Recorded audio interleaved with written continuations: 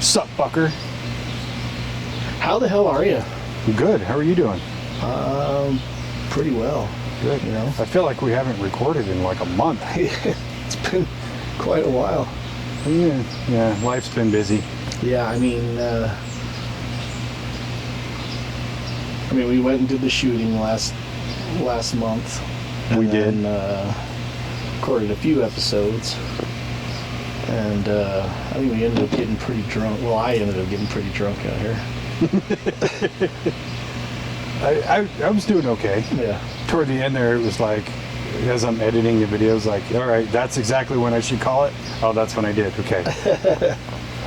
Like, hey, I got to drink some water and then drive home still. Yeah. Yeah. Yeah, you want to talk about some Epstein stuff? Sure. Let's just get our blood flowing like right away. Get mad about everything. Yeah. Let's just get it done. Everybody else is talking about it. Guy's We a should fucking too. prick, dude. Douchebag. Yeah. He's dead. I don't know why we're still talking about him. He's a loser. He's a creep. You know, I didn't really follow a lot of the stuff. I just thought that he was definitely a pedophile. Pretty obvious that he was trafficking girls. Yeah. And, I thought he was most likely into doing some blackmailing and shit like that. And wasn't until we decided to do an episode on it that I really kind of dove into some of the stuff that he was involved with, and it was hard to get through. It was, admittedly, it was slightly easier than getting through any of the Diddy stuff that I've looked into, but it's still disgusting. Yeah. Like, how do people like that exist, Right. But yeah, the whole Epstein thing is super interesting, more so now than it ever has been. And I think because we're kind of coming off of a presidential election where Trump was running on that. Yeah, I'm going to release the Epstein files. And then here we are, 7 months into his presidency, and there is no files, there's no black book, there's none of this. The FBI's gone through everything, there's nothing. Sure, bud. Yeah. And I think a lot of hardcore Donald Trump supporters are extremely let down by that. Yeah. Or there's some that are trying to justify it in a way by saying like, well, he's playing chess. How do you think the big beautiful bill got passed and this happened and this happened? It's because he has blackmail over these people. He has leverage. And I'm like, that's a fucking stretch. Yeah. I mean, I think that I don't know, it would be a very tactful thing to do if you did find a bunch of stuff and now you do have leverage. And that's kind of one of the conspiracy theories around Epstein, was that he was working in some capacity with the intelligence community, or an asset to either the CIA or Mossad, which is like Israelis, secret government agents, or if he was playing both sides, or he just had enough information on enough high-powered individuals that he was kind of being useful to a lot of different agencies, and that's why he kind of was able to do or stay under the radar for so long, which to me makes sense. I mean, just recently Tucker Carlson came out, and also Brett Weinstein came out and said that they believe that he probably was working in some capacity with one or more intelligence agencies. Yeah, and that's where my progression with this whole story is. I was on it from day one, and I've just been following it ever since. So kind of leading into doing this, I got to delve into some of the more conspiracy-based stuff, which is what we do here. Yes. The doctors, we're on the bleeding edge of conspiracy science. Yeah, I mean, you can take a look at our backlog of, subjects that we've covered. Is it a coincidence that, like, we'll come out with an episode and then all of a sudden, like, Joe Rogan will come out with an episode talking about the same thing? He might have better, people to talk to. Yeah, he's definitely got better He's guests. got a little more reach. Yeah. But, I mean, it's like, are we not on the cutting edge?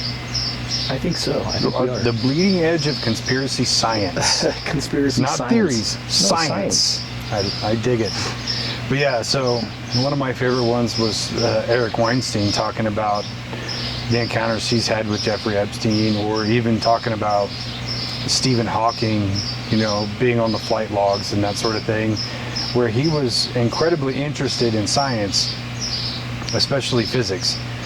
And I think back to a documentary that I watched like years ago about him, and he talked about Jeffrey Epstein was on record talking about, I gave all this money to science and donated this to this institute and whatever, and it kind of struck me even then of like, why is he dumping so much money into scientists and science-based programs and research and development and all these like physics-based ideas? It's kind of strange that that's like his niche. Well, he went to school, like he went to college. He didn't graduate college, but he went to college to study physics. Mm-hmm. He never graduated. I think he said in one of his interviews that he went to college for 2 or 3 years, as with physics as his major. And so, it seems like he was probably kind of interested in those subjects, but, if he was engaged with these intelligence agencies, could his MO kind of been to keep tabs on, the leading physics or leading physicists in their fields, inside of our country? Possibly. See, and this is where I created a new conspiracy for it. So if Epstein was allegedly a CIA operative, or whatever you want to call him, a asset, that's the right word. If he's a CIA asset and he's super into physics, what else does the CIA do that's related to physics? Right.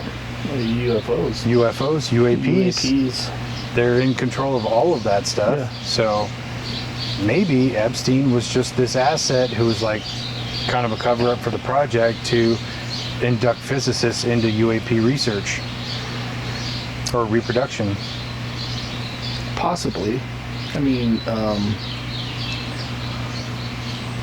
Eric Weinstein, I was just watching a podcast this morning. I always forget the name of this guy's podcast. Super interesting. He's like a black guy from UK. Yeah, the light-skinned black guy. Yeah, I watched that one. But yeah, he was talking about, he would donate a bunch of money, and it was like, I think it was like $7 million he had donated to the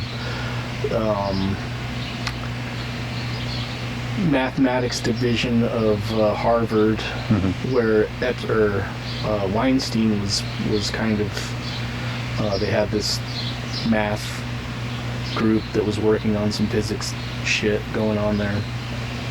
But he would hold conferences at his private island, Epstein would, and all these top scientists and physicists would go and kind of really, I mean, that's the setting that you would expect the most growth to be from, is like getting all these brilliant people together and just getting them to a party, and they can mingle and talk to each other about what they're working on, and kind of and no outside shoot the interference shit about crazy shit that they're working on. I mean, that would be fascinating. And then, especially if you are a type of person like Epstein, who's got this magical island that's got cameras fucking everywhere. In one of the documentaries, there was a guy that was talking about how he was hired to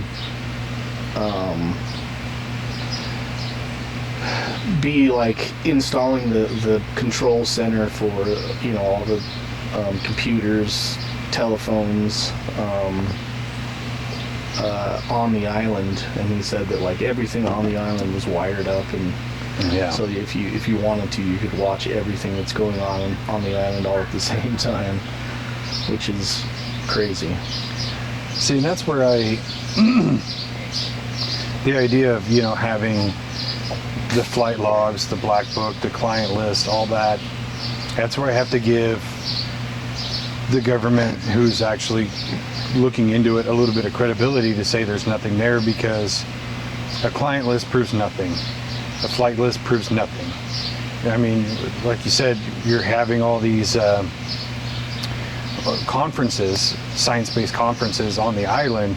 You're going to have tons of flight logs of lots and lots of people just flying there to go just to the conference. Or even on his personal jet, where some of the flight logs show like some of X, Y, or Z person going on it, but sometimes they're going somewhere else besides the island, or they're going on these humanitarian missions and things like that. So they don't prove anything to me. Yeah. The client list proves nothing to me. Yeah. Because that could just be his black book, his address book. Yeah. I mean, our address books now are in our phones. Could you go through your phone and find one person who's actually a terrible person? Probably. For sure. So everybody can do that. So that proves nothing. The problem I have is all that footage from everything that was wired up on the island, to his penthouse in Manhattan, to some, his properties in southern Florida and things like that. Like, where's all that? Yeah. That's what proves things. Yeah. And that, that was one of the things that they confiscated from his townhome in Manhattan was photographs and videos that they claimed that they found these stuff, and now they're saying that they don't exist, or they can't release them. Mm-hmm. Which I understand, because some of it is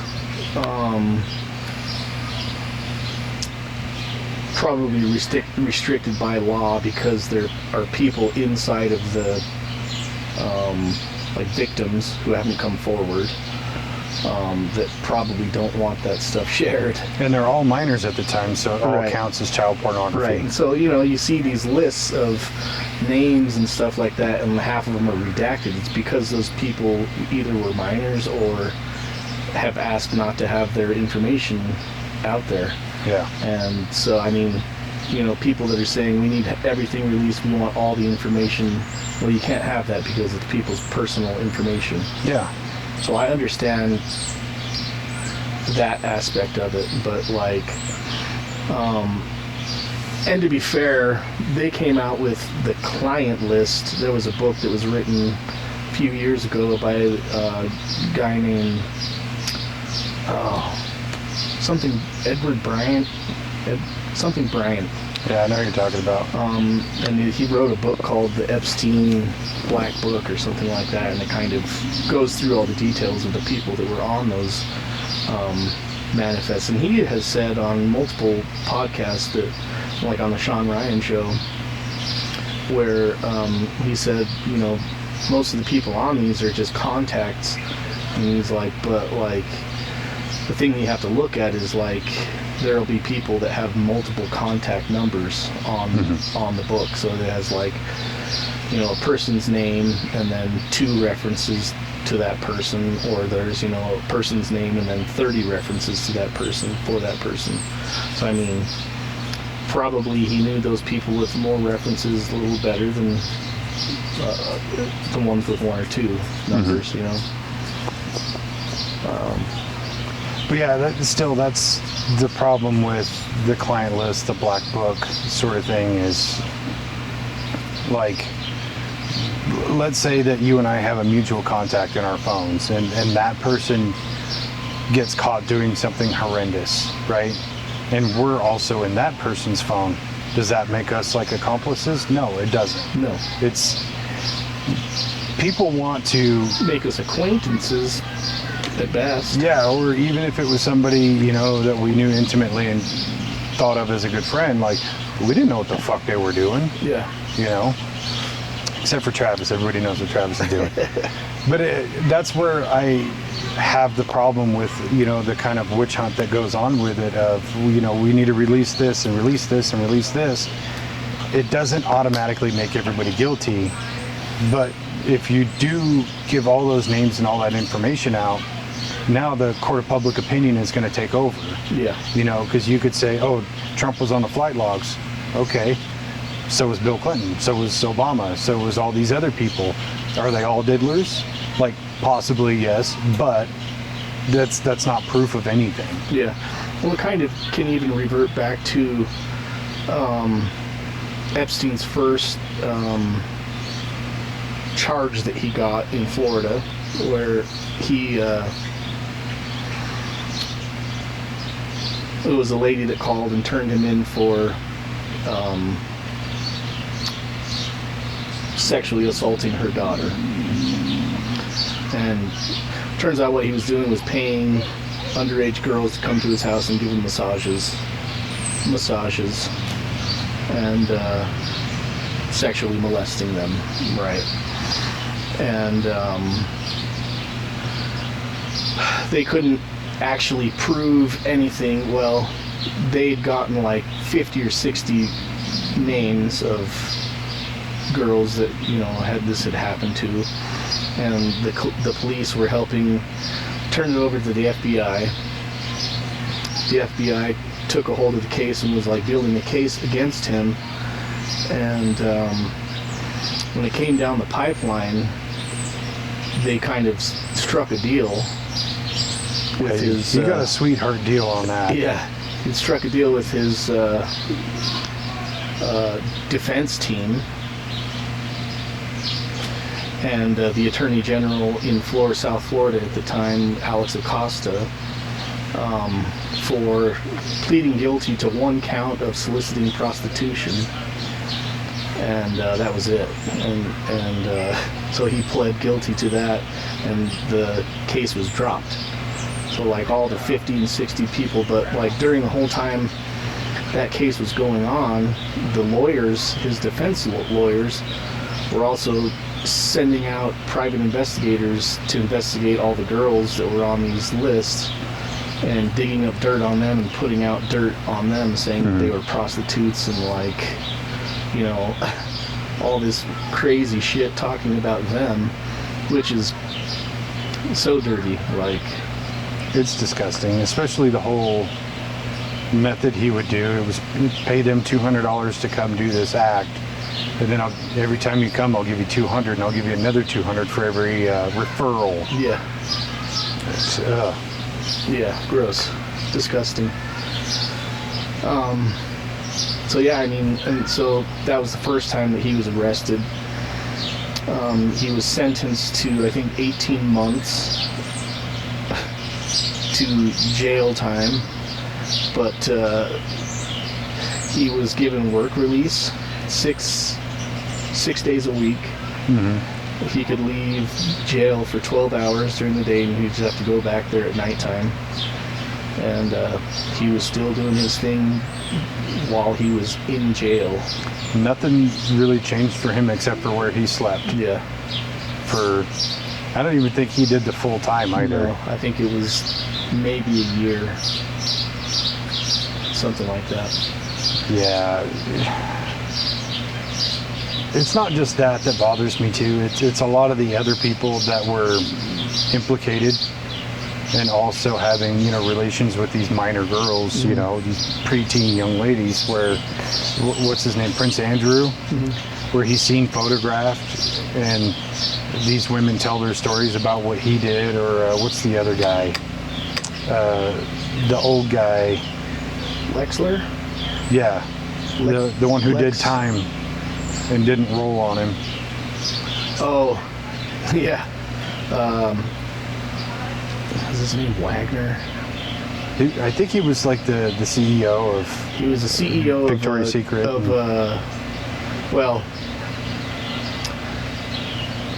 there was a few people that he was acquaintances with or business partners with throughout his. That's kind of how he made his money. Was he conned his way into doing a lot of different shit.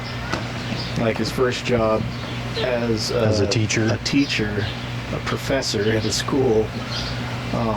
He never graduated college, so he lied on his resume and got this position as a teacher at this school, kind of a upscale private school. And even when they found out that he lied on his resume, he still talked his way through it. Like, yeah, he kept his job and then went on to Wall Street. Got introduced to that guy. I can't remember his name. Is that it? Well, Wexler was the CEO of Limited clothing line. It was like Limited, Victoria's Secret, and a couple other like kind of big name stores you would see at the mall, pretty much. But this was another guy that was like working in finances, kind of running a Ponzi scheme. And so his company, what they were doing was like inflating the value of their stock, saying it was worth more than it was, so that people would buy into it and they would sell all their shares and then make a ton of money off of people putting money into their stock and then dumping it. So it was a Ponzi scheme. And Epstein was hired by this guy, and they made a ton of money off of this scheme. Epstein kind of ran it for him. The guy knew it was a Ponzi scheme and knew it was all illegal, and then when they got busted for it, he had no other choice but to go to jail because he couldn't roll over, because Epstein could just say, yeah, this was all him. Yeah. You know, this is his company. But I still think there was something more to it. There was, you know, because it's always those like, you get caught, you roll over on 3 of your friends, you get reduced sentence, and I guarantee there was 3 friends he could have rolled over on, but he didn't do it. And that's why I kind of think like maybe this whole circuit of young women or some other awful thing they were doing comes into play of like, okay, you roll on me, I'm telling them about this, you know. Oh, yeah, for sure. So he ended up doing a shitload of prison time, never said nothing negative about Epstein. So even that in and of itself is weird, and that happened in the 70s, you know. Yeah. But again, you could roll that back to the CIA thing, where maybe the CIA had some shit and was like, hey, we need Epstein in the field, so you shut the fuck up and do your time. Yeah. Well, that's what... when he was prosecuted for, or was going to be prosecuted in Florida for the first time,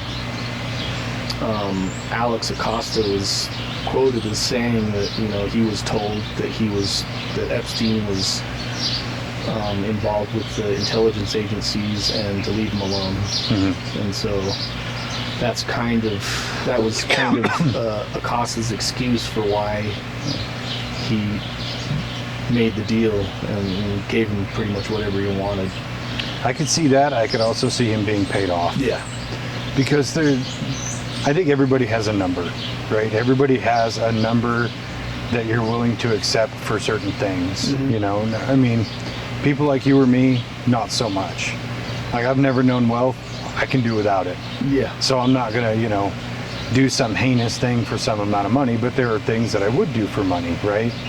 You're like, how much would it cost you to drive your vehicle into somebody else's vehicle? Oh, okay. This much? I got it. You know. So there's things that people are willing to do, but then there's people who have only known wealth and power who will do anything to keep it. Yeah. And they all have a number. Yeah. And it's probably shockingly low. I would think so. Epstein's definitely had enough money to kind of spread around. He had amassed quite a bit of wealth.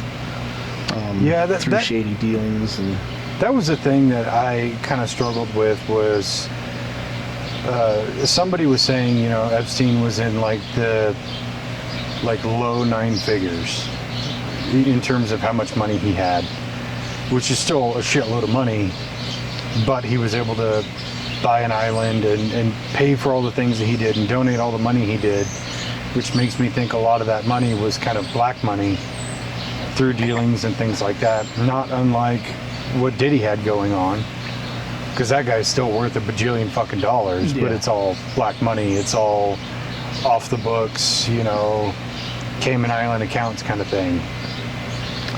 So For sure. I do think like the wealth that we can see from the outside point of view is just what's on paper. Oh yeah, I But think what he has outside of that is probably worth 10 times that amount. Yeah. And that's what some of the victims have said about him, was that, you know, he was kind of prideful about the information that he had on people. And, you know, that's my assumption, that it was all about was the gathering of information and the leverage that he held over people,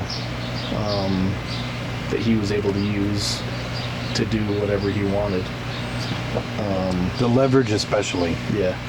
Because like, if you have, let's say, a time-stamped video of a certain person of power having relations with a person that you can prove at that time was underage, like, you've got him by the balls. Because if you don't like bow down to what he wants, he releases that video, you're ruined. And there's nothing that you can say or do like, oh, he wanted me to do this thing that I found immoral, so he released this video of me doing something immoral. Like, you're ruined. You have zero credibility. Now you have no power, no wealth, no nothing. Now you're less than a normal person. Right. You know, because you did this heinous thing that most normal people look down on. So your only choice is to kind of do what he wanted you to do. Yeah.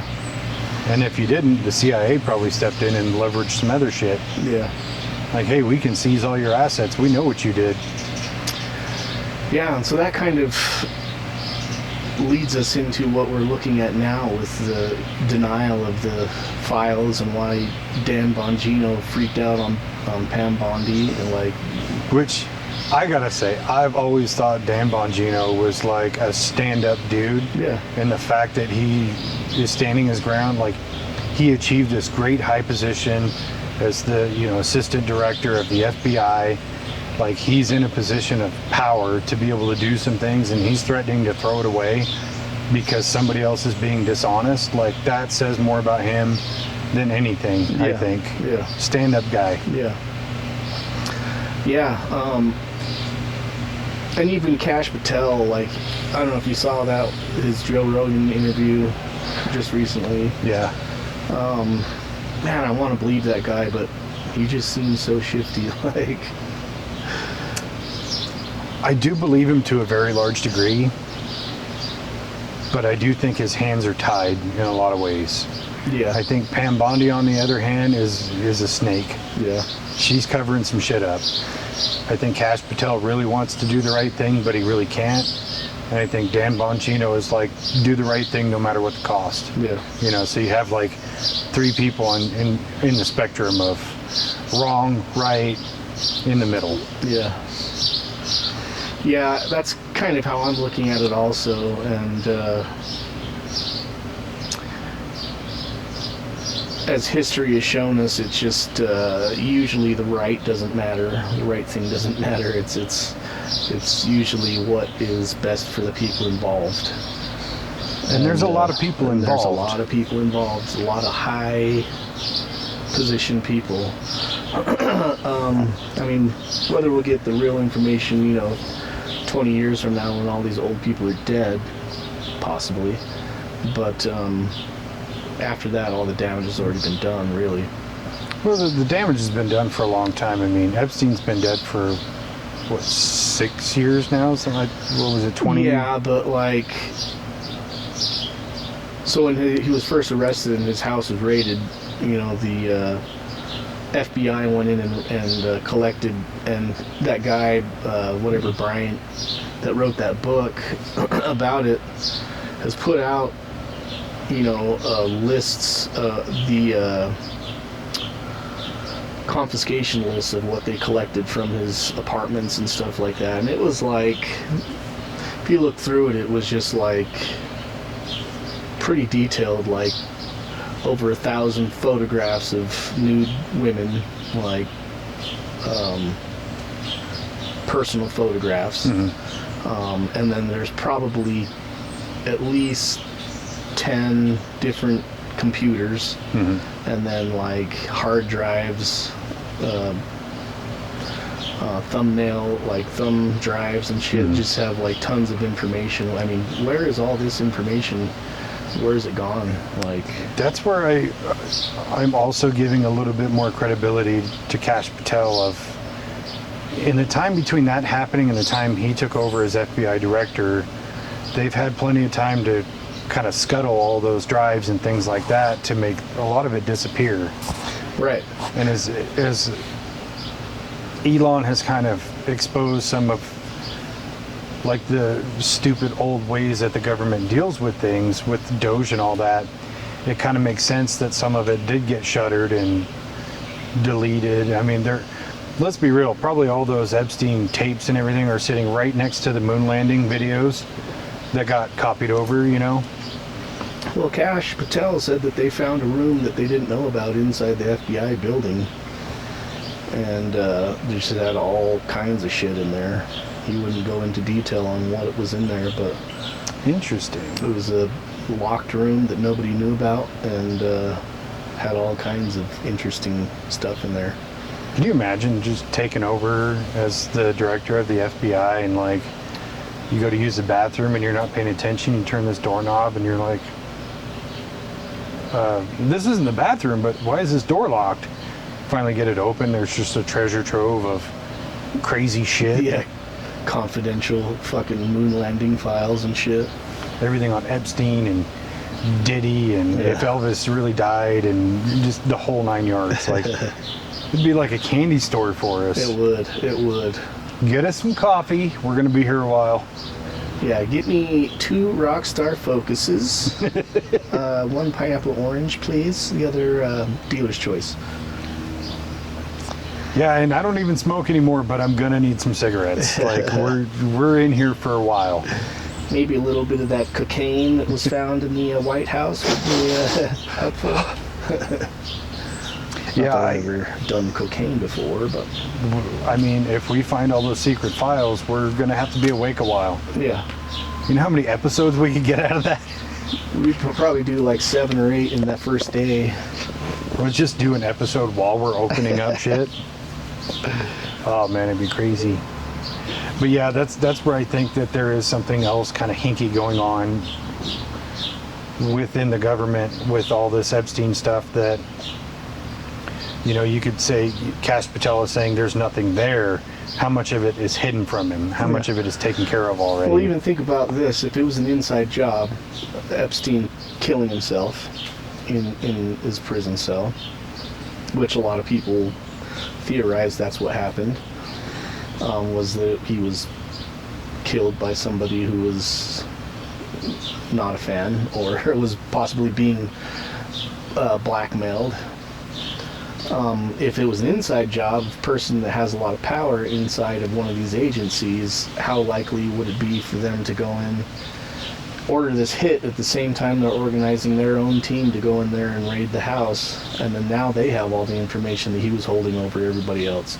So now it's not just this one guy that has this information, it's like an agency with the type of reach that can change governments, Yeah, who routinely disbands and reinstalls new regimes in different countries all the time. Right.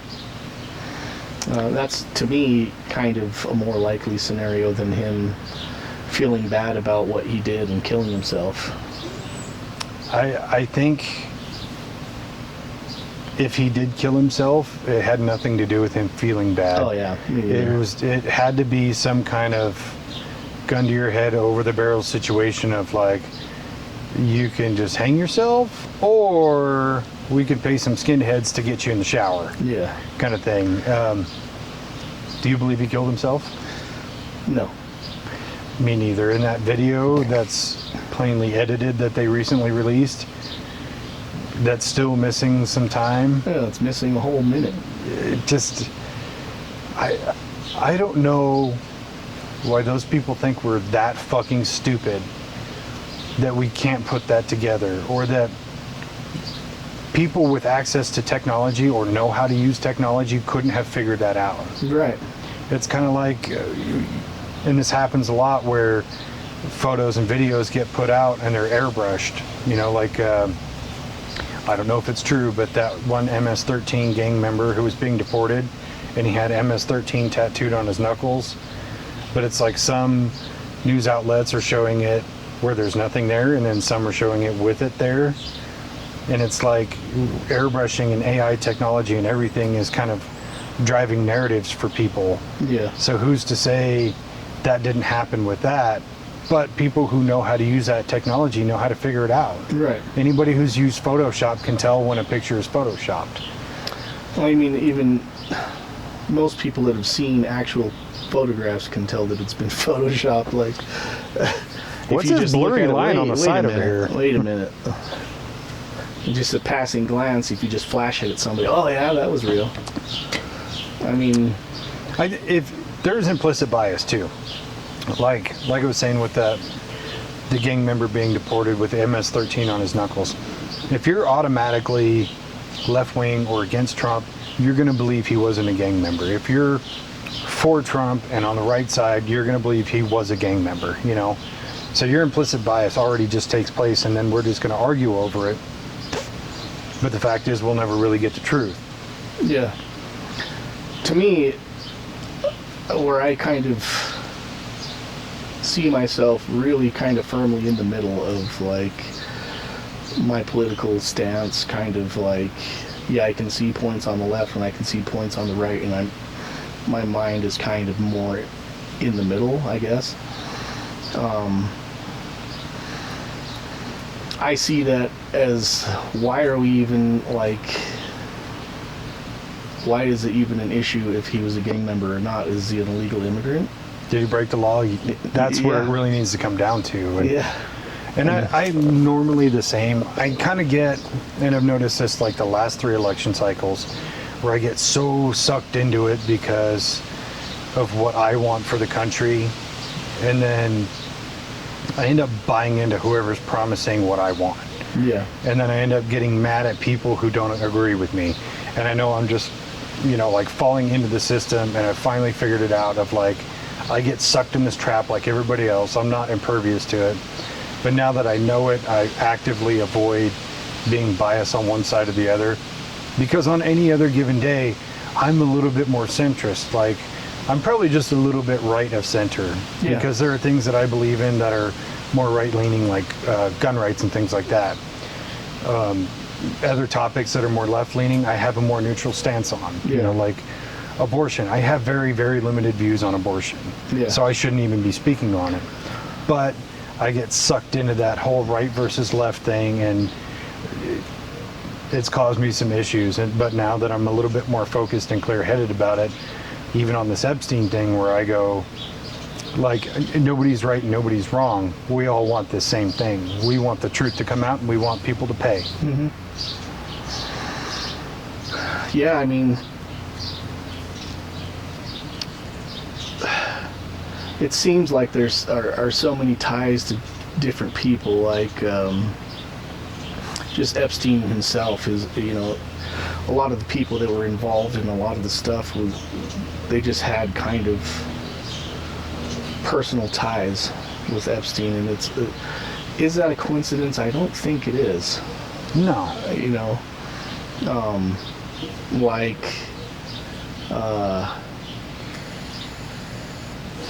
how he got his first job,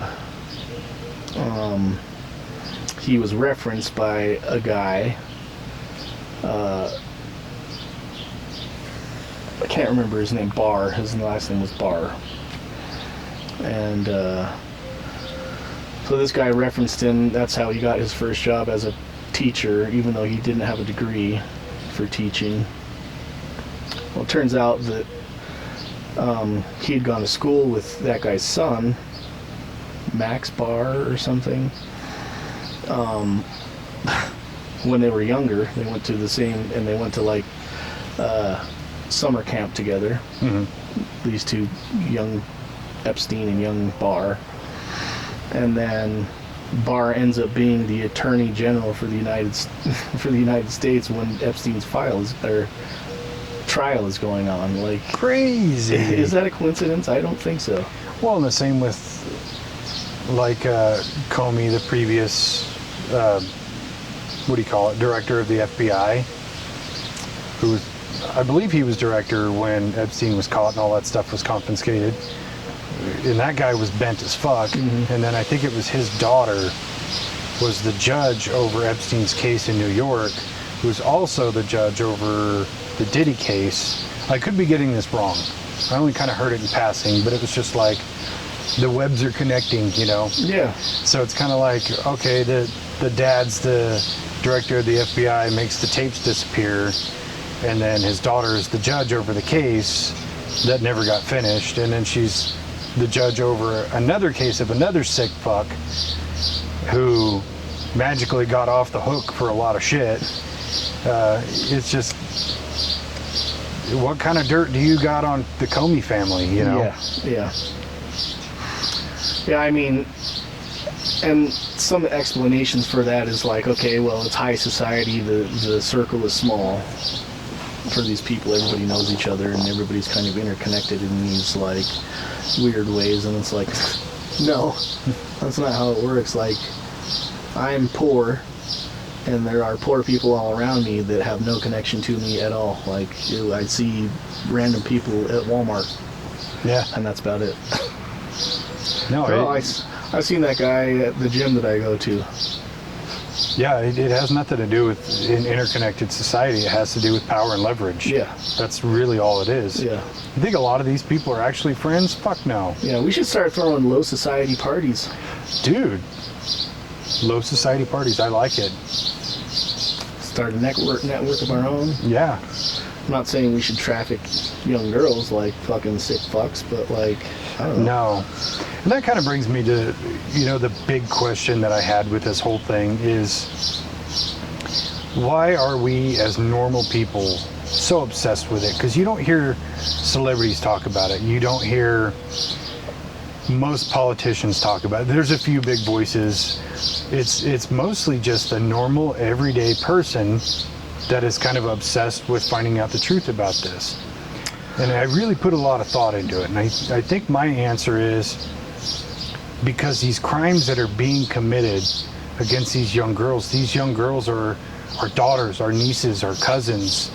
And it's kind of, we take it almost as a subconscious offense of like the rich think they could do whatever they want to us and get away with it. Yeah.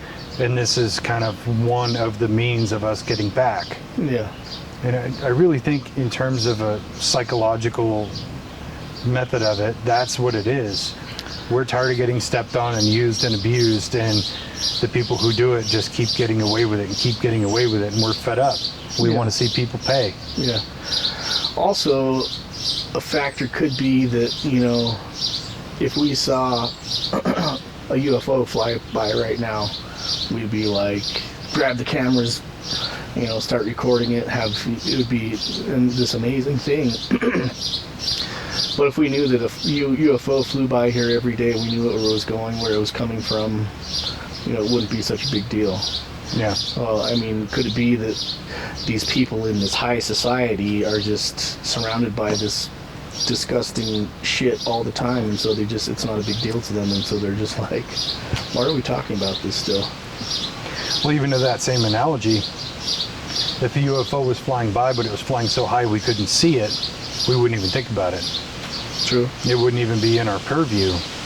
We could just go, yeah, it could be happening right now. We don't know. We can't see it. Yeah. But once you see it, it's an excitement factor. It's like, this is different, Yeah. This is something I'll say paranormal, to the side of normal, which you could argue all the Epstein stuff is paranormal. It's to the side of normal. Yeah. Because you or I wouldn't do any of that stuff. No. Because we're normal. But yeah, I think that really is like the root of why people want this dealt with. Yeah. Is we want the people who think they have absolute power to be stripped of power. We want people who have committed crimes to pay the same way we would. It's not just, it shouldn't just be like the tiny pyramid of the rich and powerful on top of all of us fucking peasants. Yeah. Well, even when they kind of, when the case kind of started in Florida, they had a few different girls that they had found out what was going on and were kind of following him. They didn't rush in there because they were afraid. They didn't rush in there and arrest him and charge him with anything because they wanted to be absolutely sure and have super hard evidence. So I think when they first started investigating it, it was about a year for the cops in the Palm Springs, Palm Beach police department that were investigating it, and they turned it over to the FBI, who investigated for further 2 years before any charges were even brought. And so they had this massive case log of 50 or 60 people with complaints, or saying that they had been assaulted, and they saw how that turned out for them. Him getting one charge of solicited prostitution. Yeah. After 50 or 60 minors that have come forward and say this happened to me. Right. And that's only the ones that came forward. Right. There's a shitload more than that. Oh yeah. I mean, there's a documentary on Netflix called what is it called? Epstein. Just put in Epstein, you'll find it. Yeah. But it shows these girls that were, like you said before, kind of introduced to going to his house and making quick money by going to give a massage, and then kind of were tricked into being sexually assaulted by Epstein. And then out of shame and guilt, they kept going back, and need for money. They kept going back, and then they started bringing, or were asked, you don't have to do this if you just bring a friend, I'll pay you the same amount of money. Yeah. So I think that was kind of their way of not having to do it anymore, was finding somebody else to do it, which is sad in many ways. It's really, it's painful to think about, because on the whole, you would think that's a terrible thing. Like, oh, you want out of this, so you're going to induct your friend. These are children we're talking about. Right. They're young girls who don't know any better. They have limited to no life experience. They have, I hate to say this, but they have no common sense about them, because they're still children, Yeah. I think most people don't really get common sense till you're close to 30. Yeah. So it's these kids, they don't know any better. They're just doing whatever they can to escape this horrible situation, and that just perpetuates creating more victims. Right. I don't blame them. I don't think what they did was wrong. I think they just did the best they could with what they had. Yeah. Epstein, on the other hand, was a sick fuck. Yes, he was. And I don't think we could talk about Epstein without talking about his partner in crime, Ghislaine Maxwell. Equally, if not more sick than him, actually, going out and scouting for these people, and kind of being the head pimp for. Yeah, they definitely had a unique relationship, because he liked the thrill of the kill, but she liked the hunt. In a way, where she was scouting, and she was the one handling the business end of all these young girls and things like that. And it kept her in the lifestyle that she was accustomed to, that she could have lost, because her dad was implicated with some gangsters and subsequently found himself dead. And now that she had no money and no status in society anymore, she kind of turned toward Jeffrey Epstein, who took care of her and kept her in the things she wanted, provided she did this thing. But I think she enjoyed doing that thing. Oh yeah, I think that by a lot of the victims' accounts, like you can see that she enjoyed it just as much as he did. Oh yeah, and she was just as sick as he, if not more. She did, and I think when she went to trial, we were all expecting her to just like sing like a canary. And that's where I also got really frustrated, was like, she could roll over and change everything. Mm-hmm. But she probably didn't because of what was going to happen to her. Like, you know how in movies they talk about, oh, I'll pay a couple of skinheads a couple packs of cigarettes to make a playground out of you. I legitimately think that's a real thing. That's not a movie thing. Oh, yeah. How hard is it to make a pen pal in prison and be like, hey, you want $20 on your canteen? Like, do this thing for me and I got you. Yeah. So what could have happened to her in prison was like outweighed by the idea of rolling over on people to try to get a reduced sentence. Yeah. Because even if you get out of a 20-year sentence and still have to do a year, you're still in for a year. True. I mean, I think with that kind of information, though, she might have been able to make a pretty sweet deal. I mean, she still got a pretty sweet deal. I mean, she's in a facility in which she get 20 years. Something like that, yeah. Which the max sentence is life. You can get like 25 to life, and she was trafficking kids for 25 years. And over probably hundreds of kids that she dealt with over a 25-year span, and she got 20 years. That's crazy. I mean, there was reports of them, they were paying families for kids in France and flying them over to their island for a few days and then flying them back when they were done with them. Yeah. Like, literally disgusting. Trafficking, buying, and using them. And all she got was 20 years. Yeah. Like, see, that's why I can't be in charge. Because I would institute like mandatory torture kind of thing for horrendous crimes. You got 20 years of waterboarding. You got 20 years of just, for one, 3 times a week, we're going to let the parents of the victims and the victims come in and just beat the dog shit out of you. And then we're going to do all these different torture methods. We don't want you getting used to any one of them. Yeah. Like, we're going to make your life Each victim hell. gets to come up with their own torture method. We have just like a wheel. Yeah. Oh, today it's waterboarding. Today it is 1,000 paper cuts dipped in lemon juice. Between the webbing of your fingers and toes. And I've stood by this for forever. I think making the punishment for a crime so heinous is the only way to stop that crime from happening. Because if you knew, like,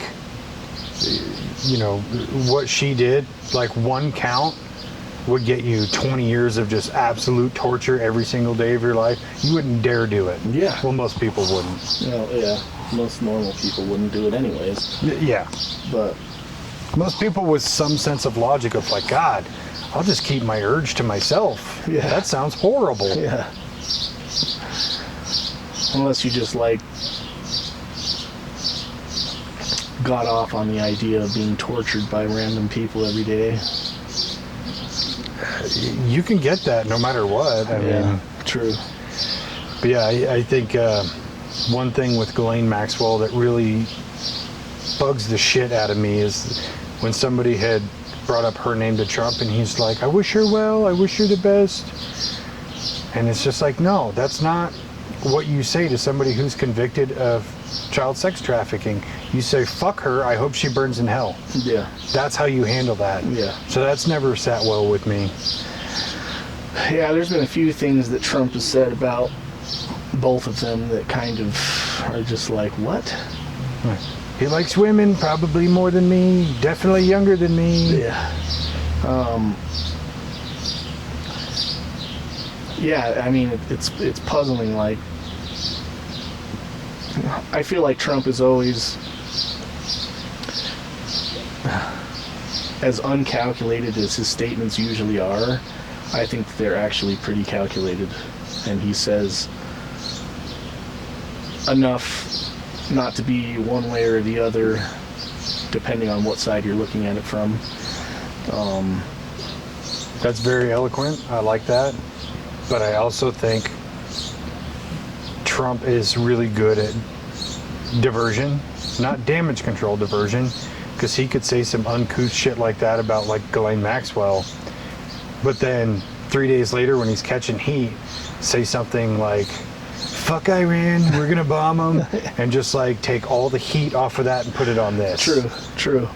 He's just really good at saying shit that becomes a lightning rod for all of the heat and attention for all the other stupid shit he said. Yeah, maybe that's what it is that he keeps it pretty like low key and then says something to fucking attract all the attention. Yeah.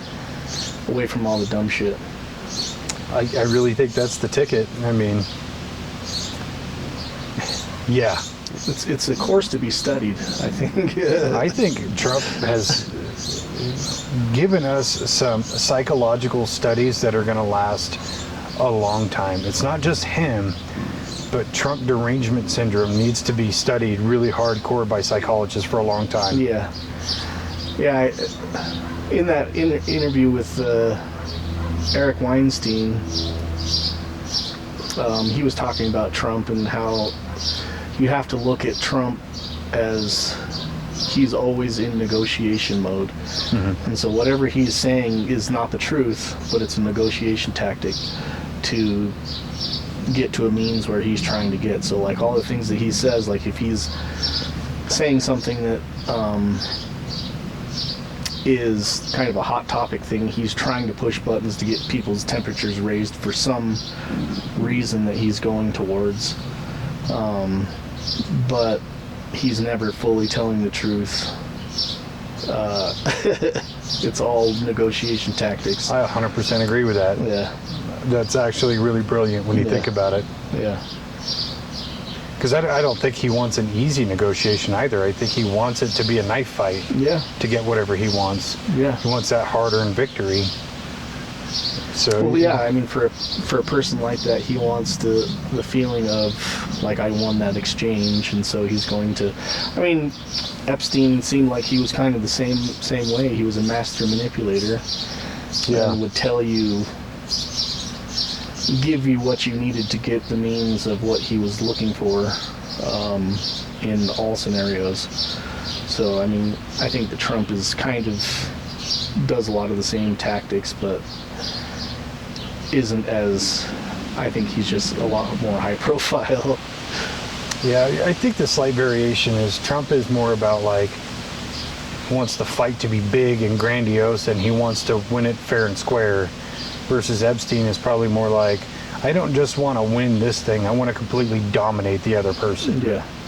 Which is why I have evidence of you sleeping with underage girls and this and that and the other, and I'm not going to pay you what you're worth because of that and blah, blah, blah. I think I could see him as that kind of person. Yeah.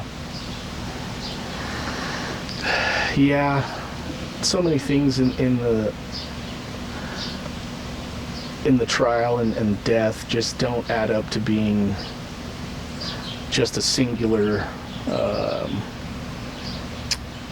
one person doing this or two people that were doing this for their own pleasure. No. There's way too much that leads to the collection of evidence and like dealing with high profile people that he was definitely, in my mind, running a ring of underage prostitution.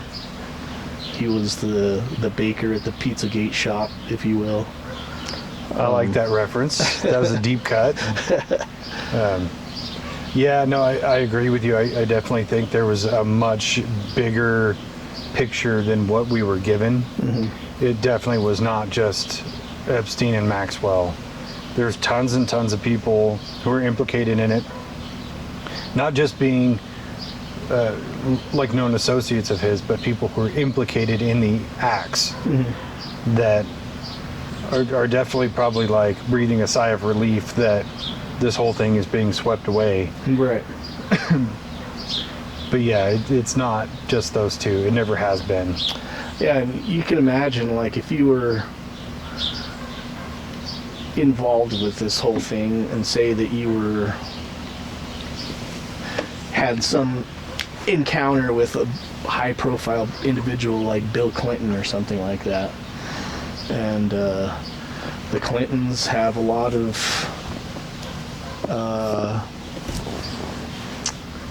allegations around them for What? No way. for getting rid of evidence and getting rid of people that are kind of in their way.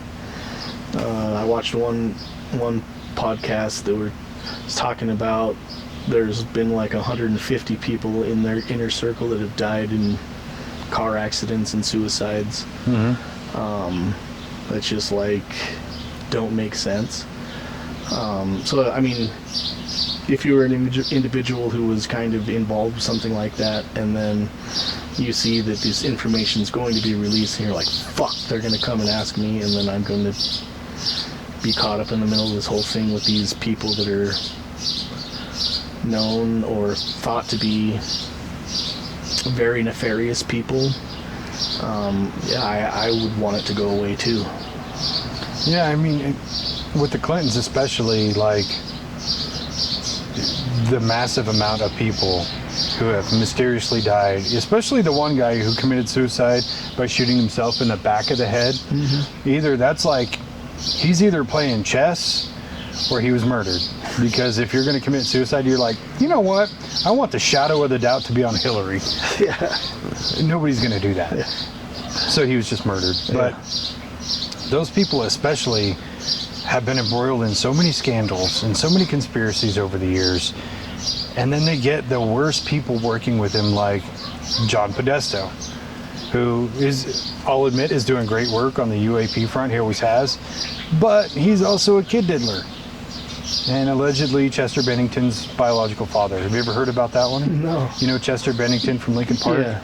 It's alleged that not only is John Podesta his biological father, but he's also the one that assaulted him as a child. Oh. Maybe I did see something, because I remember recently seeing a side-by-side of... Oh, I think I showed you that, yeah. Oh, yeah. Yeah. And you look at him and you're like, there's no fucking way he's not. Yeah. But yeah, that all goes into the whole Pizzagate and things like that, which admittedly I think is worse than Epstein. I think that Epstein was just kind of a player in that whole situation of stuff going on. You know what bothers me, and I was thinking about this the other day, I think I was even telling Scott, where all of the stuff that's going on with all of these people who are implicated or caught doing these heinous acts with people of various age and gender, you know, where you have Epstein, who liked these kind of preteen girls or prepubescent women, and then you had like Harvey Weinstein, who was just like blackmailing actresses, you know, fully grown adult actresses. And then you have Diddy, who was into everything. It was young women, young boys, men, women, the whole 9 yards. He ran the whole gamut of gross shit. And same with some of the others. It's kind of weird that the ones that get caught and get the most attention are the most palatable. Whereas, like, you know, when Weinstein was caught and ousted, we all thought he was a devil, which he's disgusting. What he was doing was wrong. But it's kind of the least worst in those rankings. I don't know if that's making sense. I'm not justifying anything, but I'm saying, like, coercing fully grown adult women is not as bad as what Diddy was doing. Yeah. It's still bad, Yeah. but it's not as bad. Yeah. Or, you know, like, Epstein's taste in young women is not as bad as the allegations of Pizzagate, where you're talking everything from babies to elderly, of all genders. Like, that doesn't look as bad in comparison to this. Yeah. So it does seem almost like kind of a diversionary tactic. Look at this, we're giving you this nugget, but don't look at the rest of the plate. Right. I know that kind of sounds bad from my perspective, but No, I mean, what you're describing is just like you're only seeing one section of the spectrum of disgusting shit that these people have been doing. yeah, you're getting this, but there's this much left. Yeah. No, yeah, that makes sense. Yeah, I mean, and all these people kind of have ties with each other too, and so Yeah. it's just like, are they all connected? It looks like it is. I mean, for me anyways, it looks like okay, this person's doing sick shit, this person's doing sick shit. Wait, they know each other. They're probably doing sick shit together. Like, Yeah. And that's where I kind of question, like, what if the truth came out about all of it? Everybody from Weinstein to Diddy to Epstein. Hey, Epstein, Weinstein. yeah, It's not just because they're Jewish. It's because they're also sick fucks. no, yeah, The Clintons, Michael Jackson, Elvis, everybody in that gamut who's accused of all these things. Everything that those people have contributed to our society is most of our society, right? It's our finances, it's our science departments, it's our entertainment, it's our music. If all of these people got ousted and we all knew what sick fucks they were, how much of a cataclysm would that be for our lives? It's kind of like if the government came out with full alien disclosure tomorrow, our society would collapse. It Yeah. would implode in itself. yeah. But I kind of think, fuck it. You want to fix it? Let's break it first. Seems like it's going down already. But it's just a much slower Yeah. incline. It's just but fucking. But if you came out and were dead, yep, smash it. If you were dead honest about everything and everybody who had these disgusting vices and did all these awful things, like, everything would collapse. But I think that's necessary at this point. Yeah, maybe like. It seems like so many of these like. No, that doesn't make any sense. I was gonna say it seems like so many of these like rich and powerful people get these sick addictions, but I think that they're just under a spotlight, so we get to see their sick addictions. I think that those things happen to a lot of different people, but Yeah, there's the gamut of those things it stretches to everybody. It doesn't matter your position of wealth or power, but I do think the position of wealth and power corrupts because or it definitely enables you to be able to pursue those absolutely disgusting habits. it enables you 100%. The money to not only be in the right place at the right time to get what you want, but the money to pay somebody off to be quiet, or the power and influence to say, if you tell anybody, I'll ruin your fucking life, or whatever. But I do think the power and money also changes people, because you think about it, if you become wealthy and powerful tomorrow, or you're a celebrity and you have all this money, first you're going to start by dating attractive women, and then it's going to become like actresses and supermodels, and then you're going to do like fulfill every fantasy you've ever had. You'll create new fantasies and fulfill those, and eventually it's going to become, where do I go from here? Like, I've done everything I want to do, what's next? Yeah. And I do think that is kind of a progression for some of those really fucking sick people. Yeah. That enough is never enough. Right. Well, it's like you're chasing a high that you got from something the first time, and then that kind of wears out, so you need a bigger dose, or like a different substance, or a different Yeah, it's just it's a gateway, really, is what it is. And I don't think most people are built that way, but I think people who have extreme personalities are built that way.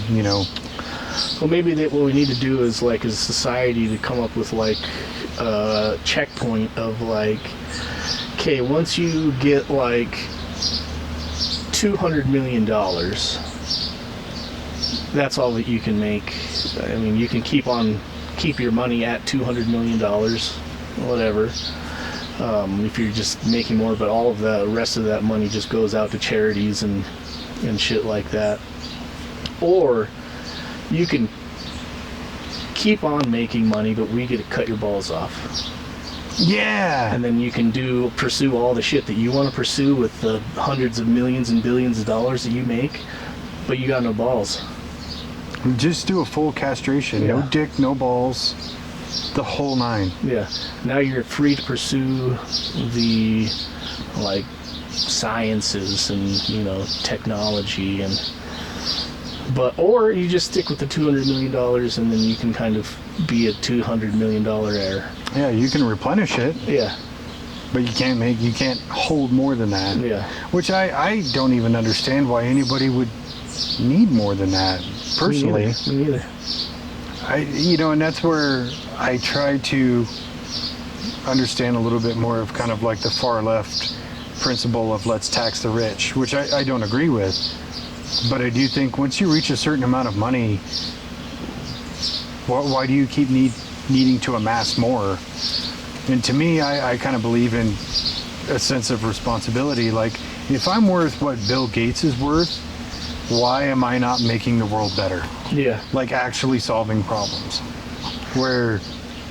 Have you seen the video of the dude who he asks AI, how much would it cost to solve the homeless problem? How much would it cost to get all the veterans care and blah, blah, blah. He asks like 4 or 5 questions, and each answer is like $30 to $32 billion a year. And he adds it up, and it was like 1.1 trillion a year or something like that.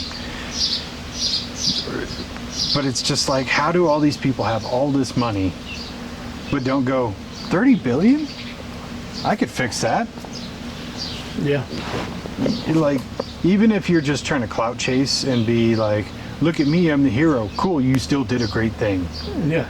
Like, I don't care why you did it, you just did it. It's like Mr. Beast, dude. Just be a Mr. Beast. Yeah, without the racism. Is he racist now? I heard something about it. I didn't look into it, but I don't know. I don't really follow anything about I have him. seen some things about Mr. Beast doing like these challenges where if you do this challenge, you get $200,000, or if you do this challenge, you get this house that I own, or whatever. And people come up with their testimonies like, no, it was legit. I did the challenge. He gave me a check for $200,000. Or like, as soon as I finished the challenge, he wrote the deed over to me for this house. Yeah.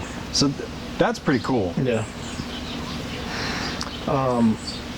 Yeah, I mean, I think that's what is crazy. Like you said, like these people that just have so much money that they don't know what to do with it, so they just become fucking weirdos. And they are just constantly chasing the desires of whatever they want at the time. But yeah, I mean, if we could, $200 million, I think I could live the rest of my life with $200 million. I could live the rest of my life absolutely comfortably for $200 million. And the people in my circle would also live comfortably for $200 million. Yeah. Well, I also think that, like, people with that amount of money, it's a lot easier for them to make a whole lot more money, because all they do is just like, oh, I'm interested in this. What are you guys working on? Okay, pay for it. Boom. Idea comes out. Now they're $500 million richer. I'm like, oh, cool. Yeah. They didn't do anything. They just gave them some money. Everybody else did all the work, and now they're getting a check. And it's like Elon. That's like half of his shit that he has. He comes with an idea, finds people that can make it happen, pays them to make it happen, and then he gets rich. Like, yeah, one thing I've always really respected about him was people were bothering him about, the amount of money you could have could solve this problem. Could solve homelessness, I think it was. And he's like, okay, do you have a solution for it? Because I'll pay for it if you have a solution. But if you're asking me to just give the money to a charity who's already mismanaging money that's supposed to go to that, I'm not going to do that. If you have a viable solution that I look over and I think it works, I will pay for it. I've always respected that pursuit of it because charities are not really charities anymore. They're all being managed by people who are greedy. Yeah. That's just how it works. And I think that's the hardest thing, is just finding a solution that doesn't have ultimately a group of people or like one person in charge that can hoard all of the wealth or power or and won't be corrupted by it, and then use the people, their constituents, to do whatever they want to do, like Epstein did, you know. Yeah. Paying these girls $200 a time to go and massage him at his house. See, that's another thing that really stands out to me as like ridiculous, is that he was only paying $200. Don't you think if you had paid them more, they would have likely have kept shut up? Like $200, even in, you know, the early 2000s, when $200 was still like $200, it's still not that much money. Now, if you paid them $1,000, like, oh shit, now we can cover, you know, rent for a couple months or something like that. I can afford a down payment on a car, like something viable. They're more likely to go back willingly, I would think. Yeah. It just, that amount of money, I never understood it. Well, this is like 2000. If you gave me $200 when I was 14, I would think that's a lot of money. Especially in 1994 when I was 14, that would have been like, hell yeah.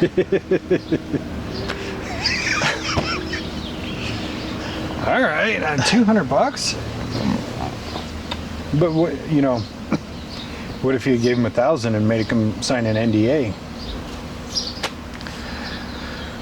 Yeah, I mean, I'm not saying like do that. Oh, I got the formula. That's horrible. What I'm saying is, if you have that kind of money, how are you not taking steps to really protect yourself from the horrible shit you're doing? And really, that just comes down to plain old ego. Like, I'm untouchable. No matter this 14-year-old girl goes and says I did this horrible thing, who's gonna believe her? I'm Jeff fucking Epstein. Yeah. I just gave $20 million to science. yeah. I'm a hero. Well, he also, like, as soon as he got, when he moved to Florida, when he bought his estate in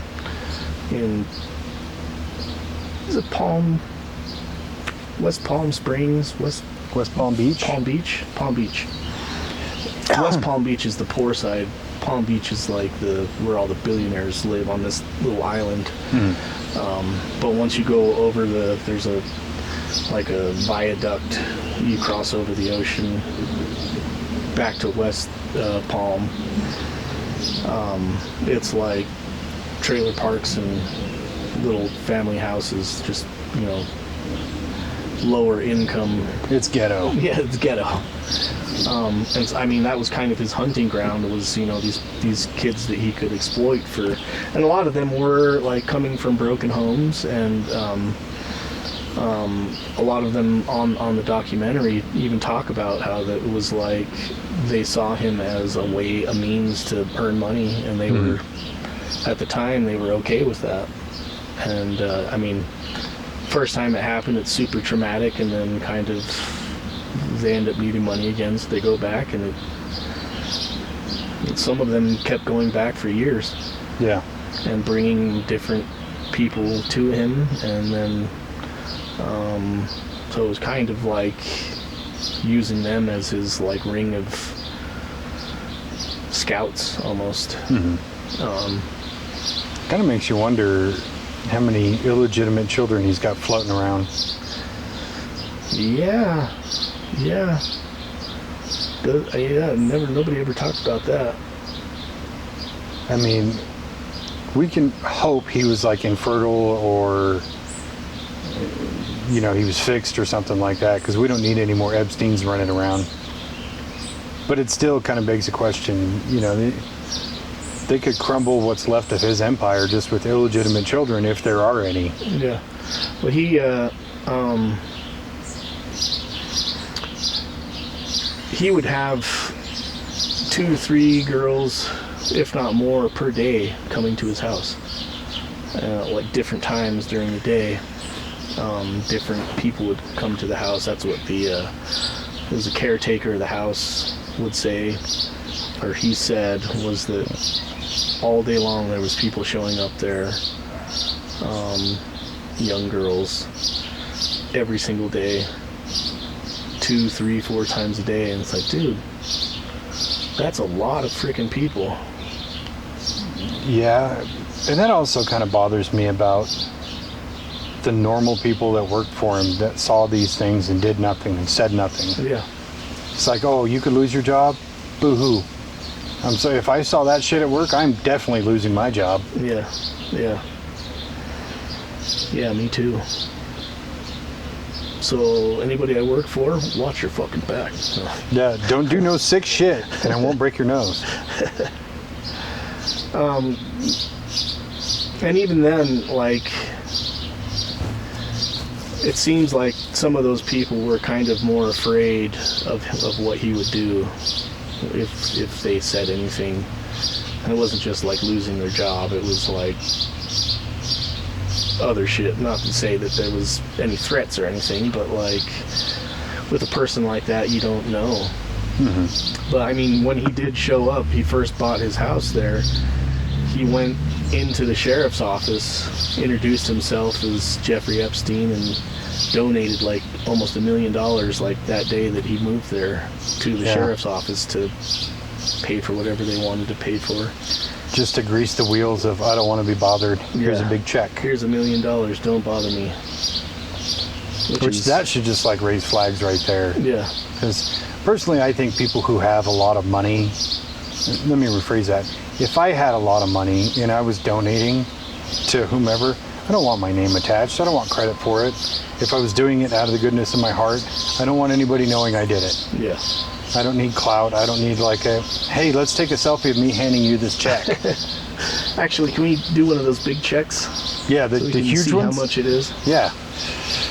Like, I'm not The Rock. I don't need clout. Which, don't get me wrong, he does a lot of great shit, but you don't have to tell everybody about it. Yeah, I don't follow anything he does. Definitely a cloud chaser. You want one of these? Oh, I'm good. Energy drink. Thank you, Dale. So yeah, I think we covered some important shit. He didn't kill himself. Not by the... Even fuck, I was just listening to it last night, and I've heard it a dozen times. I think he's a pathologist or whatever. He talks about the bone in the neck Right. that got broke that only happens by strangulation, and in like the 30 years he had been doing that, he never saw it from a hanging once. There is proof out there. And sure, it can be argued because one expert can say another thing against another expert, and then this guy can counter this expert, and this expert can counter this expert. It's just a game of experts. But at what point do we let a lot of experts look at it and go, okay, we let 100 people in the same field look at the same evidence. 70% agree he was strangled, 30% say he committed suicide. At what point do we just level the field instead of going against this guy versus this guy? Now let's just put it to a group who all have the same skill set. Yeah. Yeah. And that have no affiliation one way or the other of like what the outcome is. Yeah. I think that's a big part of it too, is because the pathologist that said that he committed suicide is working for the FBI, being hired by the FBI, and to come up with this, a story of what happened. And so he can say whatever they need him to say. That's the thing, I think, with these high-profile cases where, it doesn't matter if it's Epstein or Diddy or whomever, these things need to be handled almost third-party. Yeah. So, in the case of Epstein, where he was finally caught in New York and he was put in a New York jail, I understand jurisdiction and all those things, but with the high profile ness of the whole situation, shouldn't he be jailed somewhere else in the same state, maybe perhaps in a different county? Shouldn't he be examined by a pathologist who's not in that same county? Like, you should third party the whole deal. You should keep it legal, keep it, on the level, but not have the same people in the same city deal with any of that. Right. Or fly in specialists from somewhere else. That would make sense to me. Have like 10 pathologists in the room from different places who all look and go, yeah, that bone is definitely broken. That shouldn't be broken. Yeah. And that's what I mean, like having somebody that's not affiliated with anything, that's just being paid for a professional opinion on it, because, like I said, the pathologist that was there with the FBI or whoever was in charge of the case can say one thing, and then it was the families of the victims that hired this other outside pathologist guy who was, he had a show on HBO. Yeah. That doctor, whatever, pathologist, that said, yeah, he was definitely murdered because this bone is broken, and that won't happen in the case of being hanging yourself. It's by force of strangulation, where it's like the thyroid, the bone that's kind of close to your thyroid or whatever, was broken in 3 places.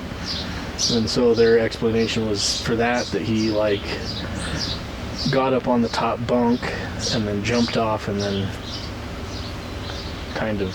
The top bunk's only this fucking high. Yeah. Like, well, that's another thing that bothers me is they refuse to release a list of the prisoners like on his block in his area. Like, they don't want anybody knowing who was nearby him at the time, because it's how easy would it be to get to those people and say, what did you see? And pay them for their story, or however you want to do it. You could easily coerce them, yes, but at the same time, why is that being kept private? Like, you're in a prison, you don't have rights. Yeah. In terms of, a potential suicide or murder, sorry, you're playing ball. You're in prison, you don't have a choice. So one guy was saying that the facility he was in was known as the catacombs because that's where people are sent to be forgotten about or something. But there was like pretty big name criminals in there, like El Chapo's there, I guess, in this facility. But like this dilapidated kind of jail where the cameras don't work well, the guards don't work well, and there's so much room to be speculated about. Like, I was sleeping at the time, I didn't see anything. 2 of them were sleeping at the time. Yeah. And that doesn't sit well with me either. And it's like, oh, these guards are going to lose their job. Doesn't matter, they got paid. Yeah. They're like, I don't care if I no longer have to work in corrections. I now have $5 million because I said I was asleep. Yep. Or I get to enjoy my kids still because they're not dead. Because That too. That's a very powerful motivator. Yeah.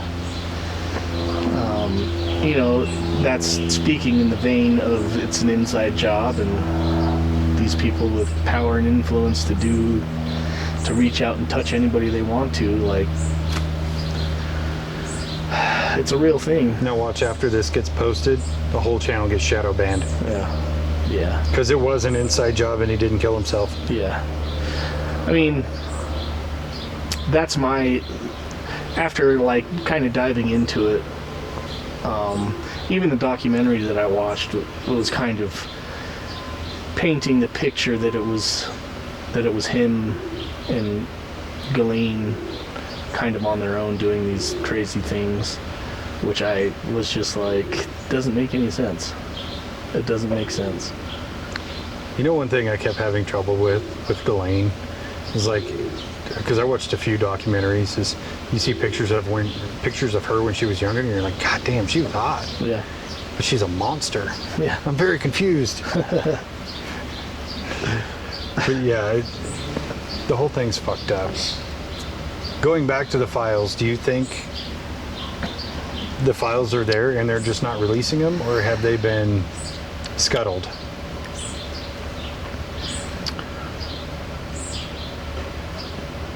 I believe that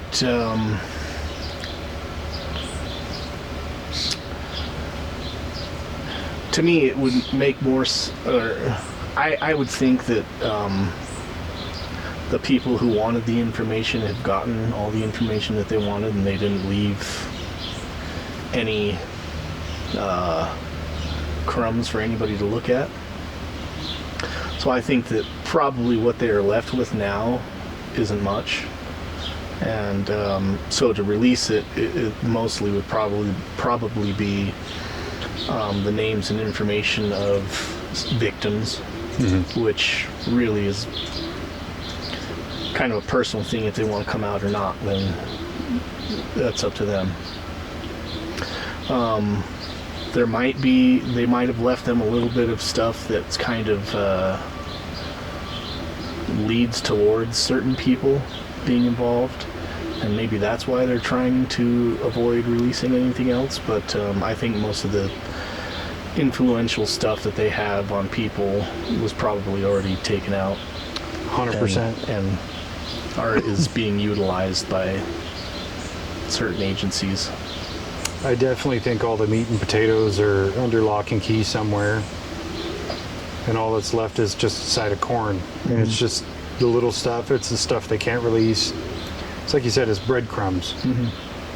I think there's enough left on the table to keep people talking about it, and to keep the people who are being leveraged in just enough fear, like, hey, people are still talking about this and we still have this video. Yeah. I think there's just enough of that to keep the world spinning in the correct direction. But most of it, taken. Can it be like they're keeping, there's really not much information there, but they're keeping what they have to kind of keep as diversion tactics for when something else is going on? They just put out a bit of fucking a little blip to get everybody looking this way again. Just like that tape. Or they're like, just like that tape they released last week. Like, hey, 6 years later, we found this one clip that's missing. yeah. But there's still a piece missing from that.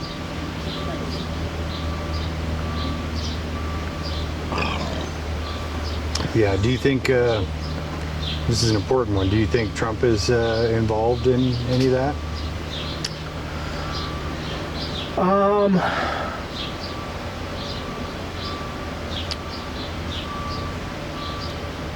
I don't know. I don't think that, it seems to me that Trump has never really needed help with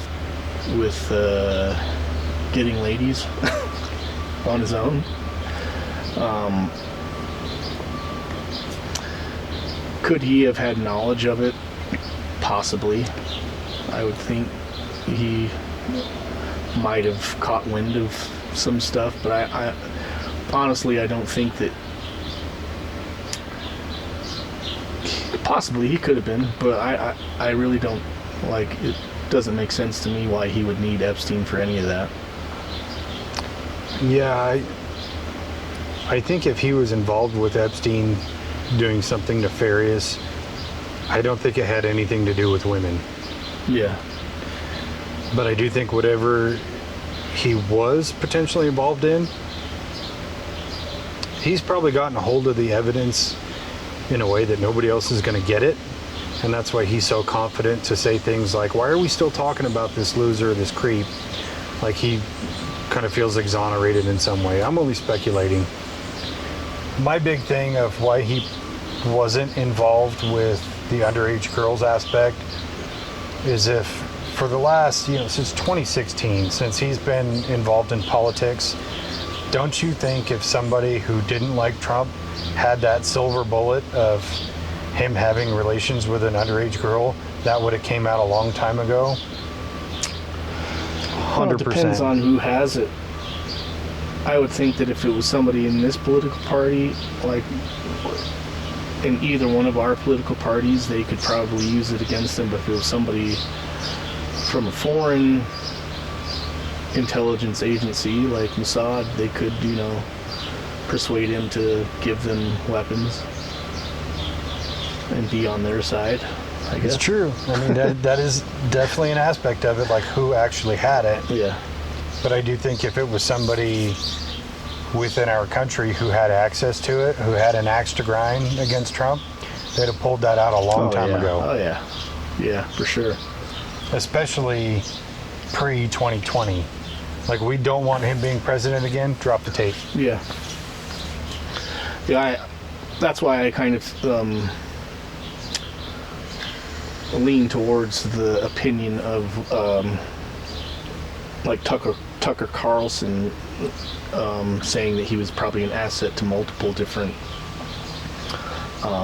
agencies, where they would go kind of leverage him, the stuff that they have on him, to give them information on people that they wanted information on. And then after he died, they just went and scooped up everything they wanted, and then now they don't have to deal with him anymore, and they just can leverage the people on their own. Yeah, I agree. We got one more conspiracy to talk about before we wrap it up. This one is interesting. Have you ever seen Hillary Clinton's brother? Hillary Clinton's brother? Yeah. I don't think so. Looks a fair amount like Jeff Epstein. Really? So there is a conspiracy going around that it wasn't actually Epstein and he's still alive somewhere, but they put Hillary Clinton's brother in the cell instead, and that's who they killed. I haven't heard that one. It's an interesting one. It's pretty far-fetched to me. Has anybody seen Hillary Clinton's brother since then? Couldn't tell you. She's related, or he's related to Hillary, and you know how she is about making people disappear. Yeah. So there is some credibility because that family is so fucking crooked, but it still seems kind of far-fetched. That's like way out there fringe to me. But there's validity.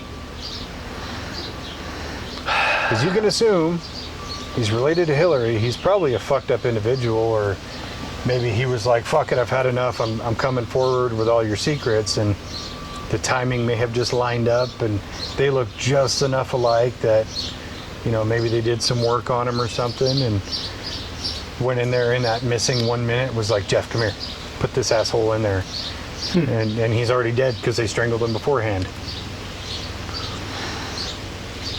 My argument for that would be, like, what would be the gain of keeping him alive, though?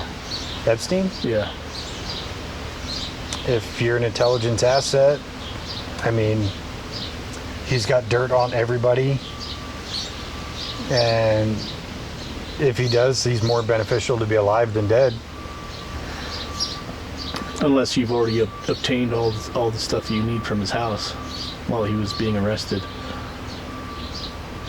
Yeah, or he was intimately involved in some things that nobody else could replicate. Yeah. Like if he was somehow at the forefront of UAP reversal technology, then fuck, we actually need this idiot.